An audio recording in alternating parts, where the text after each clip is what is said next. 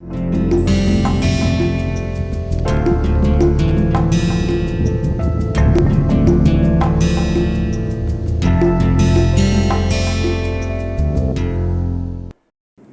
and welcome. So this is the last week of this course. Today is the first class of this last week. So in the last class, we were learning about different molecules and their normal modes and their symmetries. So using group theory, how we can find out about the characteristics of the normal modes. And there we found a very interesting thing. So we discussed about three different molecules belonging to three different three different point group symmetries. So we had planar CO3 2 minus, which was planar having D3H point group. We had trans planar into F2 belonging to C2H point group, and we also looked at a pyramidal NH3 belonging to C3V point groups. Now, when we were discussing about the this normal modes and particularly on the context of vibrational spectroscopy, so two spectroscopy we were discussing which gives us information about vibrational transitions. They are infrared spectroscopy and Raman spectroscopy. So in these three molecules, we figured out that which of the normal modes are Raman active and which are IR active. So we figured out that for this first case, we have normal modes which are both IR active and Raman active. In the last case, that is for C3V point group, we figured out that there are modes, normal modes, which are both IR active and Raman active. Now, in this particular case, we found that no normal modes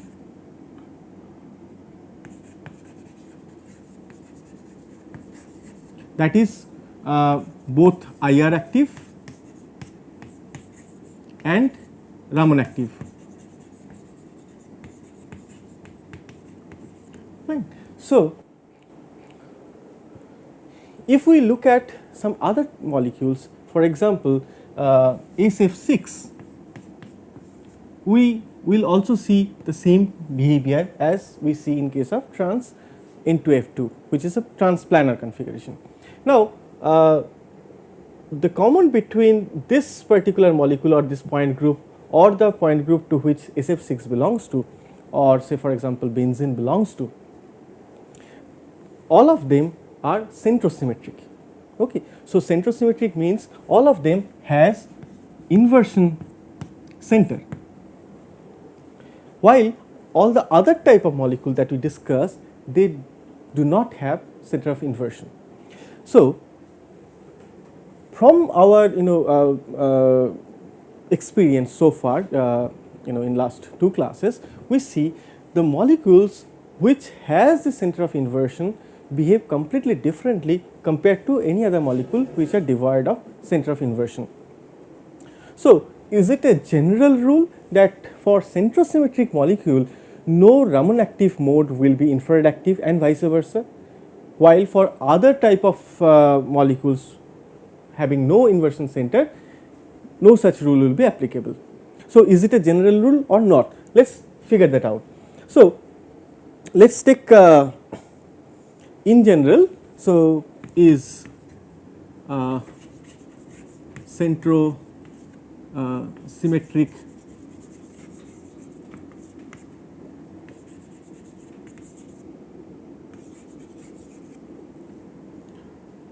special case here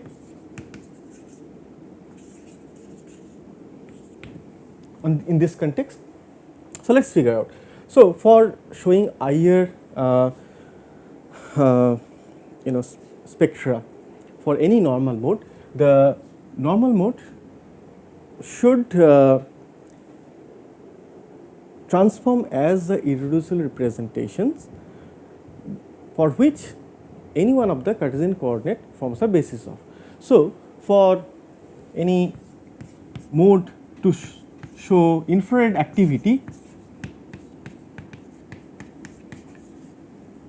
the normal mode should have the should transform as the irreducible representation that has either x or y or z as basis set. It may be more than one also. So, this is the condition, because we have seen the transition moment integral is like psi say v I, which corresponds to the 0th vibrational level. Instead of I can also write 0, no problem in that, and then you have either x or y or z, and you have this. Okay. So, in this case, since this forms the basis for totally symmetric IR, or this transform as the totally symmetric IR of the particular point group, then this particular normal mode must transform as the irreducible representation to which x form the basis of. So, therefore, the irreducible representation, or if I say the symmetry of this and this, must be same, correct. So, for a molecule which has center of inversion, meaning I have an operation I, what will be the fate of this x, y and z? So, when I operates on either x or y or z, we get either minus x or minus y or minus z, right. So, that means this x, y, z, they are antisymmetric with respect to inversion. So, when I say antisymmetric with inversion, that means these must have a U type of symmetry, correct. So, U type symmetry or U type irreducible representation, I can say.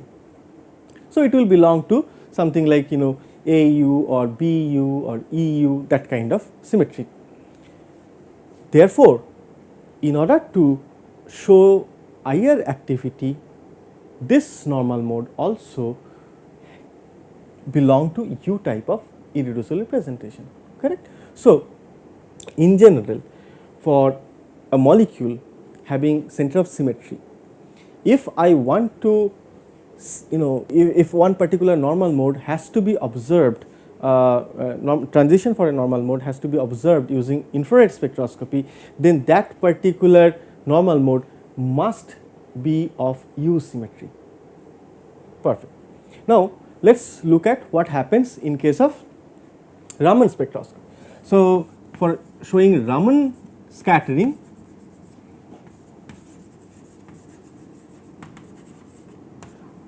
I have to have the normal mode which is being excited to level v equals to 1 from v equals to 0, that must have the same symmetry as that of the any of these polarizability tensors components, which is something like x square or y square, z square or xy or xz and so on.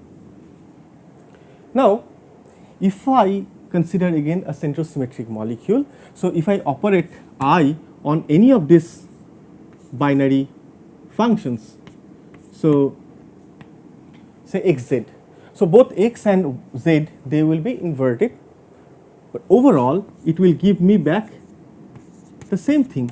So, that means this is true for any of these functions which form the components of the polarizability tensors. So, therefore, these functions are of G type, meaning that in order to show a Raman transition, a Raman spectra for any particular vibration transition, the involved normal mode must belong to G type of symmetry. Now, in case of Raman, I need a mode which has G type of symmetry, while for showing IR spectra, the normal mode must be U type of, must have the U type of symmetry. Now, for a centrosymmetric molecule, one IR, one irreducible representation cannot have both U and G type of symmetry, correct? Similarly, I can say for the particular wave function that we are talking about, a particular normal mode we are talking about, so one normal mode cannot have both U and G type of symmetry, that is clear. Therefore, those particular normal modes having U type of symmetry will show only infrared spectra, while those which those normal modes having G type of symmetry, or which transform as the infrared the irreducible representation belonging to G type, they will show only Raman spectra when they are excited to level 1. So, I can easily see for a centrosymmetric molecule, no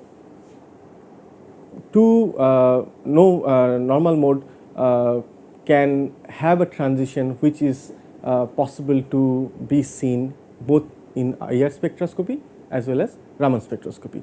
And this particular, this is kind of an exclusion, right?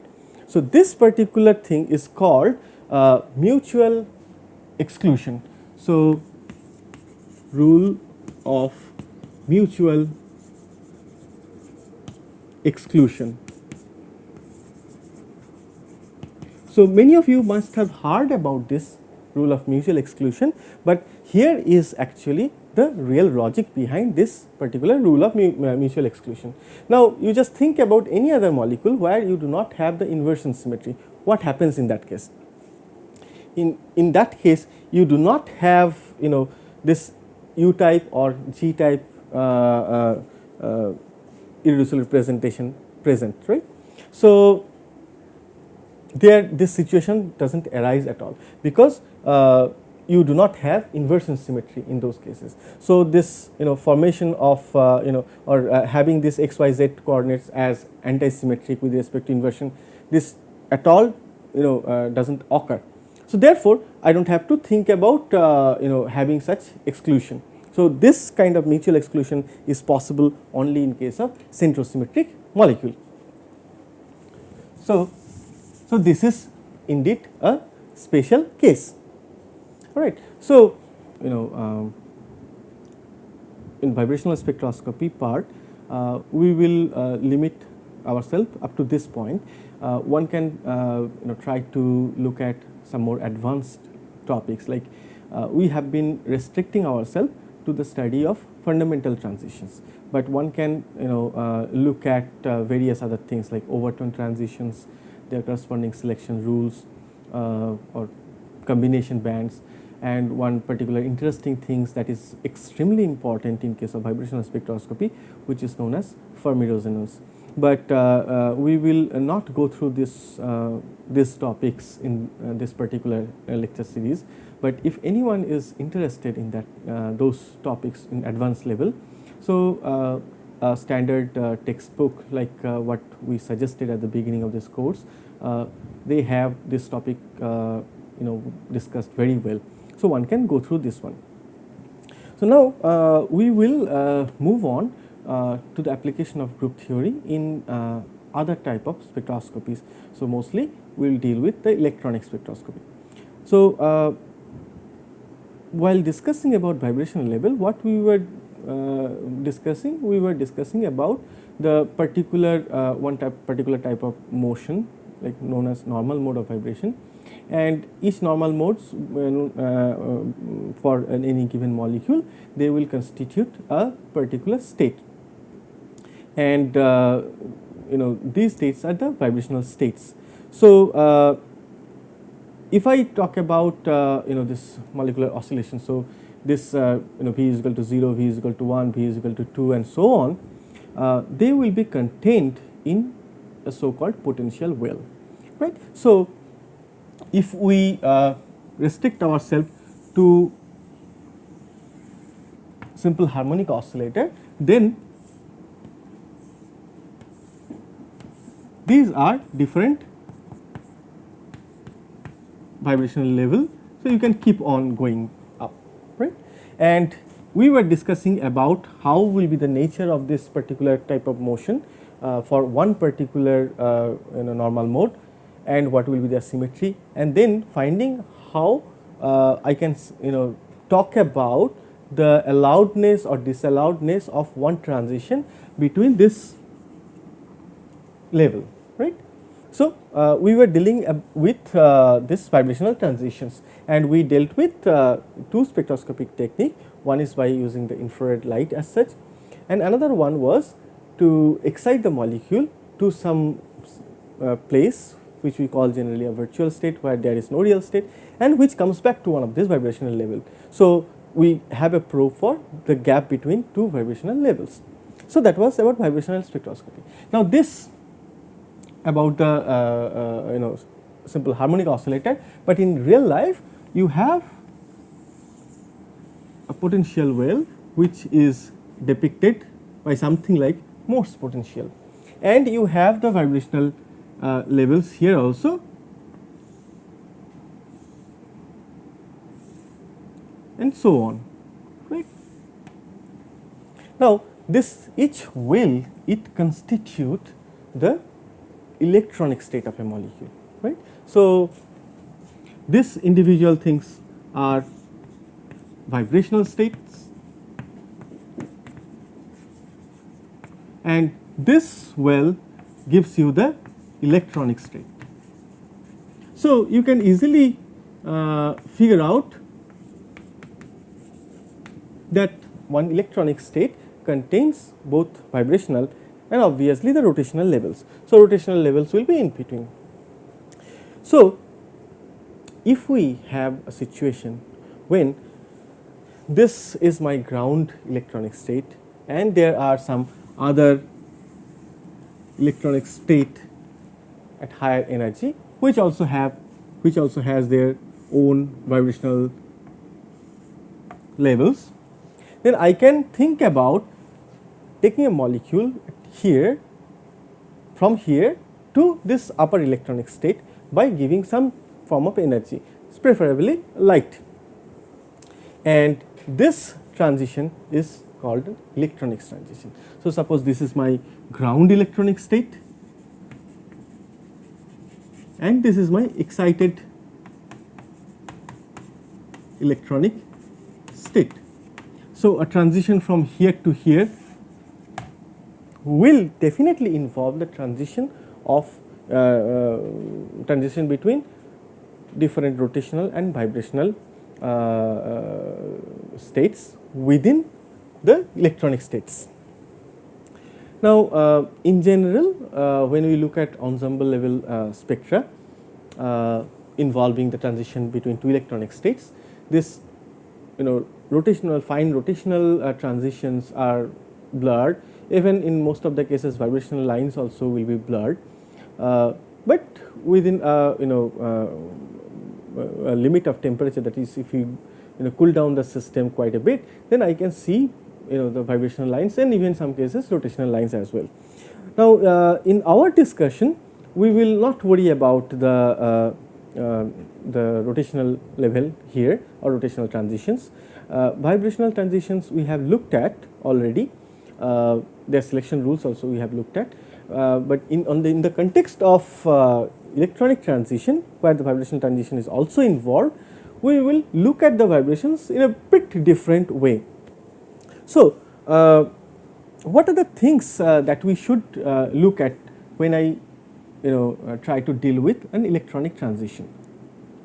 So, here we will try to see how the knowledge of symmetry and group theory can help us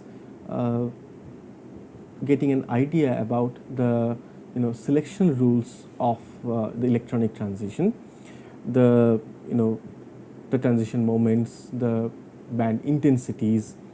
Okay, all these things how can we get from our knowledge of group theory and symmetry. So, that is what we will look at. So, let's start from the very basic things, which will lead us to the selection rule. So, finally, our aim is to get the selection rule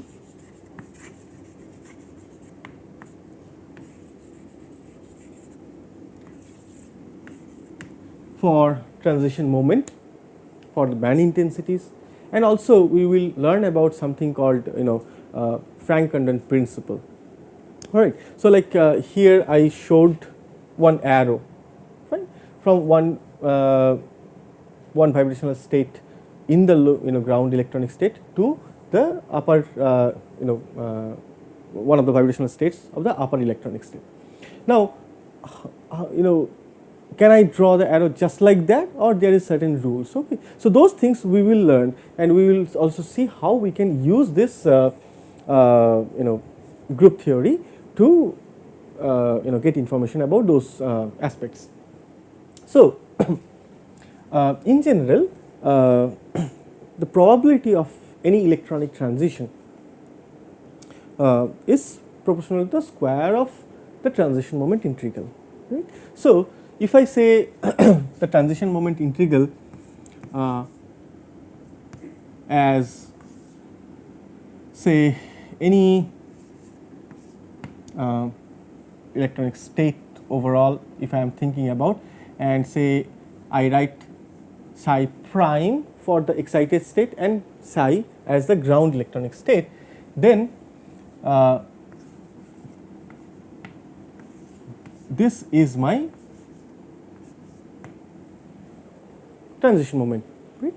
And this transition moment integral, if it is 0, then there is no transition allowed. If this is non-zero, then the transition is allowed. Okay, that much we have learned so far, right? And it is true for anything and everything, any transition that we are discussing with. Okay, so depending on the situation, my operator may be different. In case of like Raman, we have seen that this is a polarizability tensor component. Now, when we talk about the electronics transition, okay, so there I have the vibrational states also involved, right. In case of pure vibrational spectroscopy, when we were looking at last week, so we wrote a very similar kind of thing, and there we did not explicitly differentiate with anything else, because we knew that when we are talking about vibration, all we are trying to do is looking at how two nuclei, that means two nuclei are bonded, and how this bond is executing a motion, keeping the center of mass fixed. And then we were probing all these motions, their transition probabilities and all these things. So, the coordinate that we looked at, that was the nuclear coordinate, correct, and that is still there here. So, here since we have electronic state, also vibrational state, so we will explicitly look at either it's a electronic coordinate or it's a vibrational coordinate, right. Now, I can write this operator mu, the overall dipole moment operator, as a sum of nuclear and electronic component, and I can separate them, because this nuclear motion and the electronic motion, their speed is quite different. So, I can easily separate them out, right. So, if I do that, then I can rewrite this aim as and also if I can do this, then I can do the same thing for the overall wave function. So, this wave function is essentially the product of the individual wave functions for electronic, spin and nuclear motion. Okay. So, I am talking about the electronic spin here. So, therefore, I can write this psi prime, or in general psi, as psi ES, E stands for electronic and S stands for spin, and psi N, or I can also write psi V. so that you can easily see that this stands for the vibrational wave functions, right. So essentially they stands for one particular normal mode. So once I explicitly write like this and using this operator form, I can rewrite this as, so here we have to remember that this should be complex conjugate, right. So I write, so instead of writing the prime on this psi, I will write it on this E and S, okay. And then you have psi V, and V also here it is in excited state, so I will have V prime having the complex conjugate, and then you have mu ES, sorry, mu E and mu N, right. And then you have the ground state part. So you have psi ES multiplied by psi V, integration over all the space. So this we can do. Now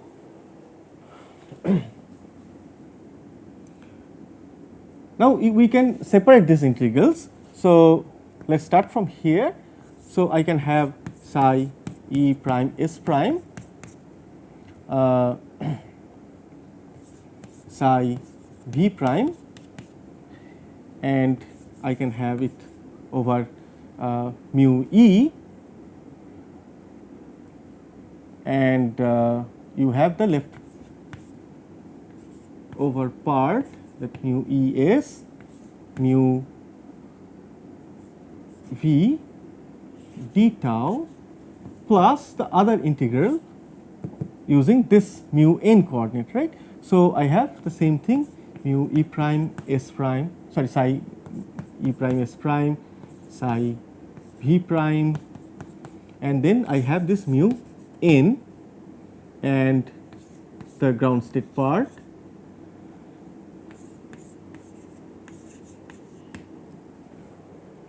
Okay. So here this electron and spin that I can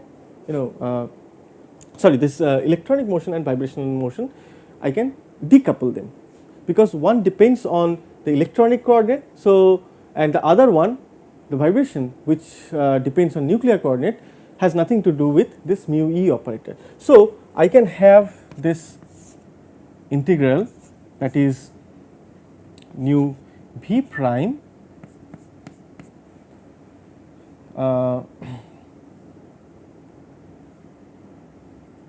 nu V prime mu E and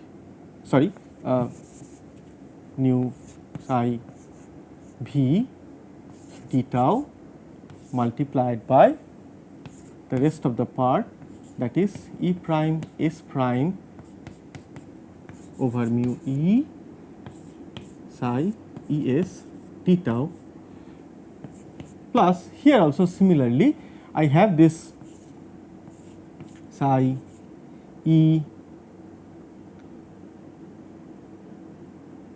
prime S prime psi E S d tau multiplied by psi of V prime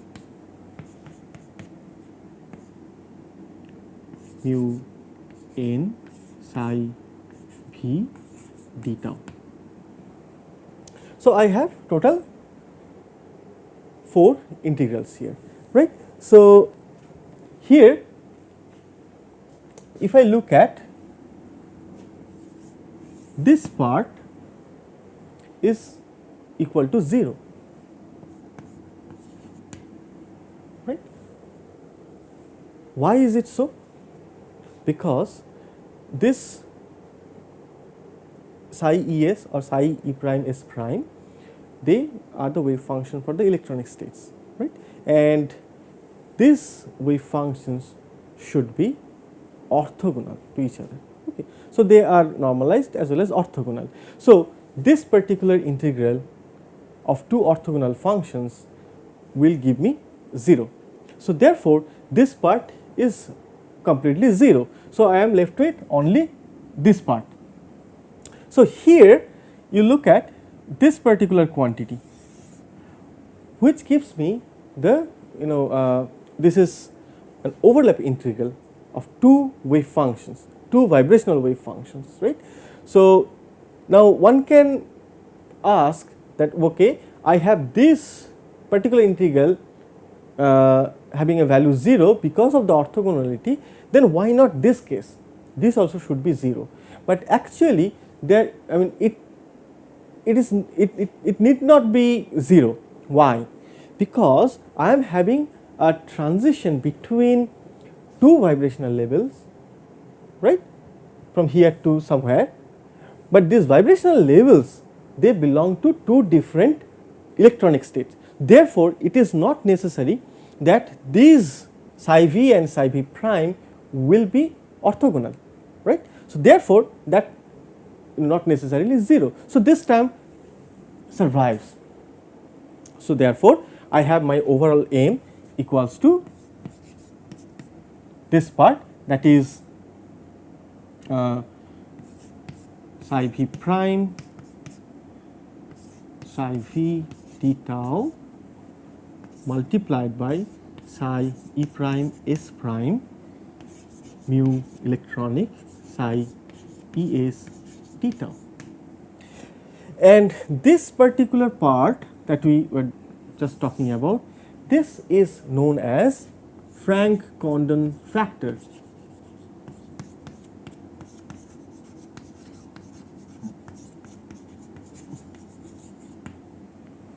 All right.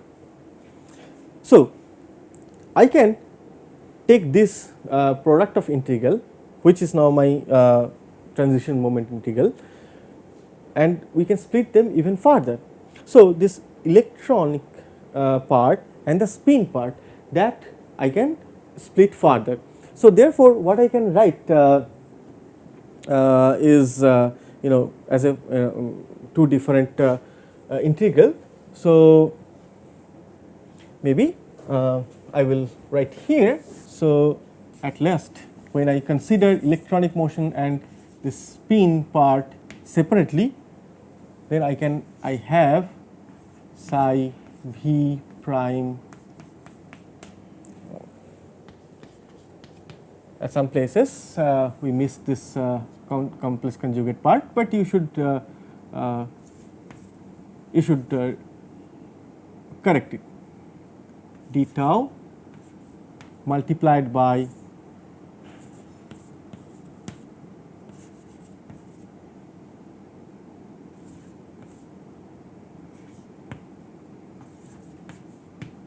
d tau, and you have so multiplied by psi s prime and psi s d tau. So, we ultimately got three integrals, the product of three integrals as my transition moment integral. Now, if any of this integral is 0, then overall the transition is forbidden.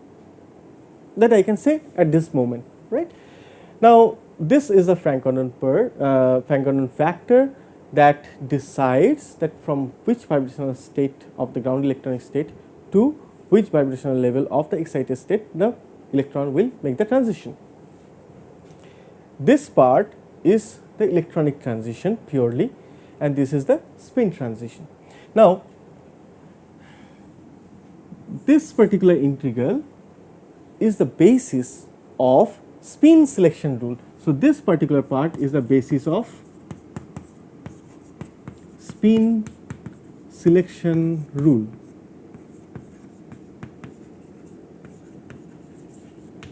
And this integral is the basis for electronic selection rule, or selection rule for electronic transition. Right.